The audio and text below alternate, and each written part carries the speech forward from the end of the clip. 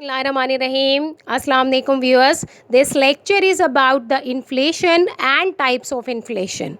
So here first of all we will explain the concept of rise in prices explained by different economists. And then after defining the term inflation we will proceed further and explain the types of inflation in detail. So let's start our lecture. Traditional quantity theory of money का concept Irving Fisher ने पेश किया. इसके according due to the existence of full employment level of output remains fixed at the level of full employment of output. जब y जो है equation of exchange में constant हो जाता है और वेलोसिटी ऑफ मनी भी कांस्टेंट हो जाती है, then here any increase in the money supply or the quantity of money will lead to increase the level of prices in the country.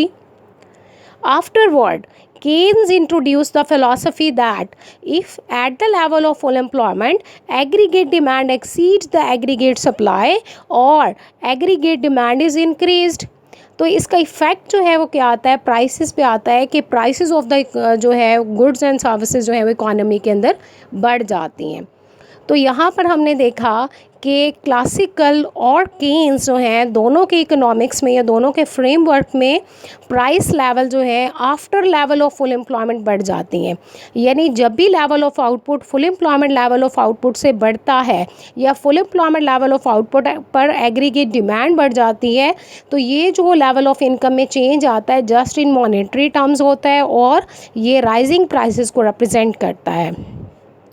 In addition to such thinking, it was observed, particularly after 1973's oil price hike, that the price level may rise even before the level of full employment. So here we can define the term inflation as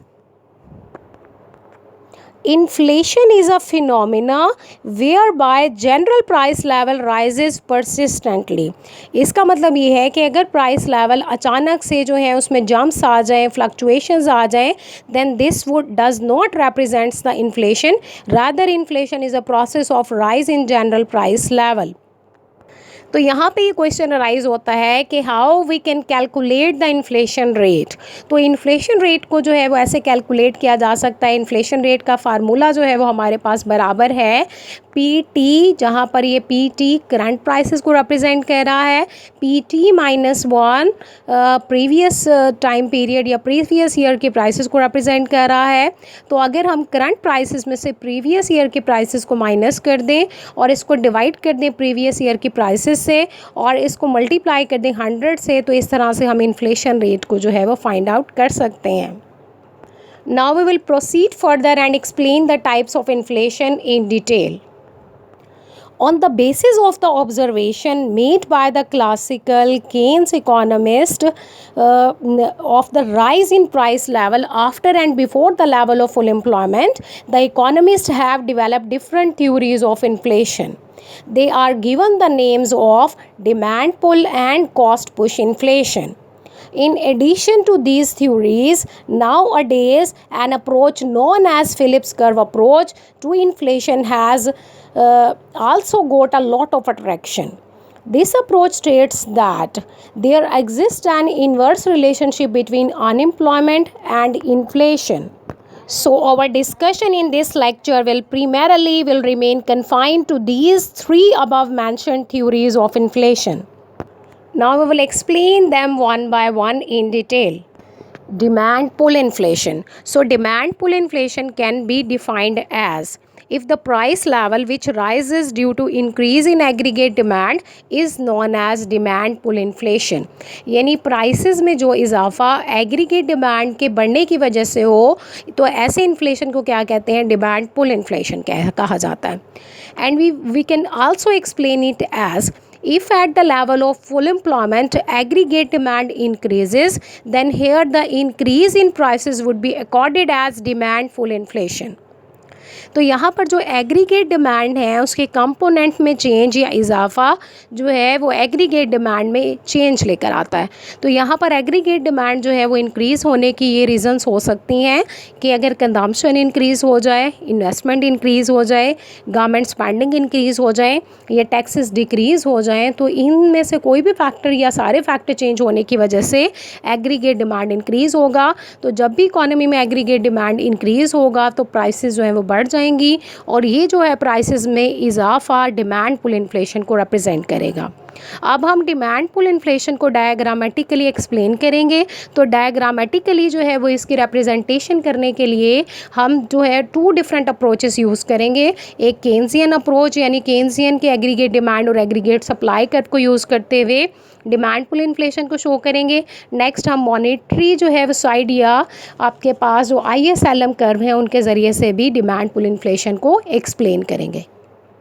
तो यहाँ इस diagram में demand पुल inflation को explain करने के लिए हमने केन्सियन approach को यूज़ किया है। केन्सियन एग्रीगेट डिमांड और एग्रीगेट सप्लाई कर्व को यूटिलाइज़ किया है ताकि हम डिमांड पुल इन्फ्लेशन को शो कर सकें। तो यहाँ पर एग्रीगेट सप्लाई कर्व जो कि eight the level of full employment YF पर वर्टिकल हो गया है और इससे पहले ये जो कर्व है वो पॉजिटिवली स्लोप कर्व को रिप्रेजेंट कर रहा है कि एग्रीगेट सप्लाई कर्व जो है before the level of full employment positively slope curve है। तो अब यहाँ पे first equilibrium aggregate demand curve यहाँ पर नेगेटिवली स्लोप कर्व ही हैं। तो यहाँ पर फर्स्ट इक्विलिब्रियम हम जो है देख रहे हैं कि 0.1 पर है।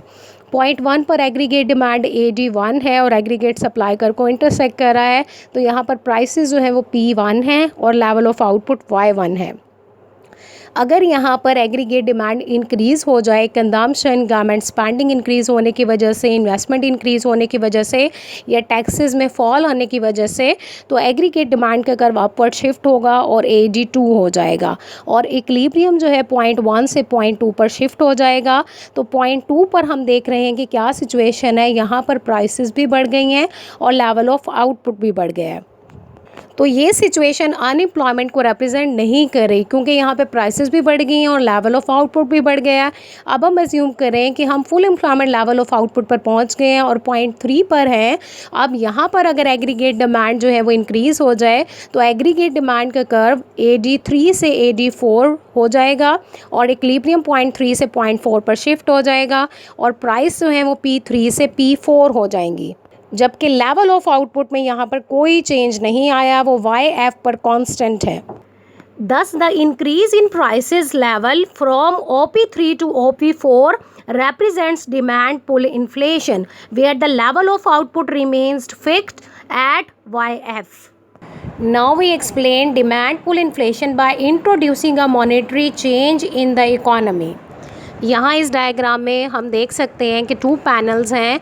तो इन दोनों पैनल्स में फर्स्ट इक्विलिब्रियम जो है वो 0.1 पर है और अब हम यहाँ पर एज्यूम कर रहे हैं कि मनी सप्लाई जो है वो इंक्रीज़ होने की वजह से LM कर्व जो है वो डाउनवर्ड शिफ्ट हो जाता है और ये डाउनवर्ड शिफ्ट होकर ये बोल्ड रेड लाइन बन जाती है और equilibrium point lower panel of the diagram में इक्विलिब्रियम 0.1 से 0.2 पर शिफ्ट हो जाता है। जब इक्विलिब्रियम 2 पर शिफ्ट होता है तो इसका रिजल्ट क्या आता है कि रेट ऑफ इंटरेस्ट यहाँ पर कम हो जाता है, लेवल ऑफ इनकम बढ़ जाती है। तो लेवल ऑफ इनकम और रेट ऑफ इंटरेस्ट जो है इनमें जो चेंज है वो real side of the economy को अफेक्ट करता है कि इनकम इंक्रीज़ होने की वजह से कंजम्पशन, सेविंग्स, इन्वेस्टमेंट चेंज हो जाती है। रेट ऑफ इंटरेस्ट के कम होने की वजह से इन्वेस्टमेंट जो है वो इंक्रीज़ हो जाती है क्योंकि यहाँ पे रेट ऑफ इंटरेस्ट कम हुआ है तो इन्वेस्टमेंट इंक्रीज़ हो जाती है, गवर्नमेंट स्पेंडिंग इंक्रीज़ हो जाती है। तो इसकी वजह से एग्रीगेट डिमांड जो है वो इंक्रीज़ हो जाती है। जब एग्रीगेट डिमांड इंक्रीज़ होती है और यहाँ पर इक्विलिब्रियम जो है वो full employment level of output को अचीव कर चुका है 0.1 पर, तो यहाँ पर एग्रीगेट डिमांड कर्व जो है वो अपवर्ड शिफ्ट होगा और अपवर्ड शिफ्ट होकर ये बोल्ड ग्रीन लाइन हो जाएगा और ये वर्टिकल एग्रीगेट सप्लाई कर्व को 0.2 पर इंटरसेक्ट कर रहा है। तो इक्विलिब्रियम जो है वो upper part of the diagram में 0.1 से 0.2 पर शिफ्ट हो जाएगा और इसका रिजल्ट क्या आएगा कि यहाँ पे प्राइसेस जो है वो P1 से P2 हो जाएंगी और आउटपुट में कोई चेंज नहीं आएगा। आउटपुट जो है वो फिक्स हो गई है OYF पर। Such increase in price level is also accorded as demand pull inflation. Now we will explain the concept of cost push inflation. It could be defined as cost push inflation is representing the inflation that where the prices increases due to increase in the cost of production. यानी हम कह सकते हैं कि if in an economy price level rises due to increase in cost of production, it is given the name of cost push inflation. The important feature of this type of inflation is this, that on the one side the price level rises while on the other side the level of output and employment decreases. Or in another word, we can say that here in this type of inflation both inflation and unemployment go side by side. Now we will explain the concept of cost push inflation diagrammatically. यहाँ पर cost push inflation को diagrammatically explain करने के लिए हमने Keynesian approach को utilise किया है, केन्जियन एग्रीगेट डिमांड और एग्रीगेट सप्लाई कर्व को यूटिलाइज़ किया है. तो यहाँ पर जो short run aggregate supply curve है वो पॉजिटिवली स्लोप है, जबकि long run aggregate supply curve जो है full employment level of output पर वर्टिकल हो गया है. हम अज्यूम कर रहे हैं कि यहाँ पर इस डायग्राम में फर्स्ट इक्विलिब्रियम जो है पॉइंट 1 पर है, जहाँ पर लेवल ऑफ आउटपुट जो है वो एफ के बराबर है और प्राइसेस P1 के बराबर है. अब हम कहते हैं कि अगर कॉस्ट ऑफ प्रोडक्शन इंक्रीज़ होने की वजह से या लेबर कॉस्ट इंक्रीज़ होने की वजह से, prices of raw material increase होने की वजह से कॉस्ट ऑफ प्रोडक्शन इंक्रीज़ हो जाती है. जब कॉस्ट ऑफ प्रोडक्शन इंक्रीज़ होती है तो एग्रीगेट सप्लाई कम हो जाती है. जब एग्रीगेट सप्लाई कम होती है तो short run aggregate supply curve जो है वो अपवर्ड शिफ्ट हो जाता है और अपवर्ड शिफ्ट होकर ये ग्रीन लाइन से येलो लाइन पर शिफ्ट हो जाता है, येलो लाइन बन जाती है और इक्विलिब्रियम जो है वो पॉइंट 3 पर शिफ्ट हो जाता है. पॉइंट 1 से पॉइंट 3 तक की जो है मूवमेंट इस तरह से होती है कि जब हम इकोनॉमी जो है पॉइंट 1 पर एग्जिस्ट कर रही है, इक्विलिब्रियम 1 पर मौजूद है, तो सप्लाई जो है वो कम होने की वजह से सप्लाई कर्व लेफ्टवर्ड शिफ्ट होगा. जब ये कर्व लेफ्टवर्ड शिफ्ट होगा तो इक्विलिब्रियम जो है वो बेसिकली पॉइंट 1 से पॉइंट 2 पर चला जाएगा. अगर हम पॉइंट 1 और पॉइंट 2 को कंसीडर करें तो यहाँ पे प्राइस जो है वो सेम है, लेकिन आउटपुट जो है वो पहले से फॉल कर गई है.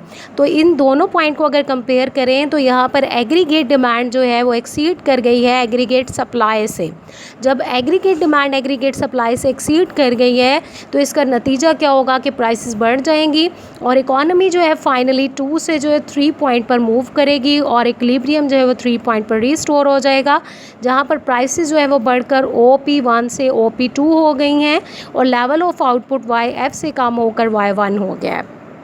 तो यहाँ पर चूँकि ये प्राइसेस कॉस्ट में चेंज आने की वजह से जो है वो इंक्रीज़ हुई हैं, इसलिए ये जो पोर्शन है, ये जो रेड लाइन के दरमियान में पोर्शन है, ये कॉस्ट पुश इन्फ्लेशन को शो कर रहा है. Now we will explain the concept of Phillips curve approach to inflation.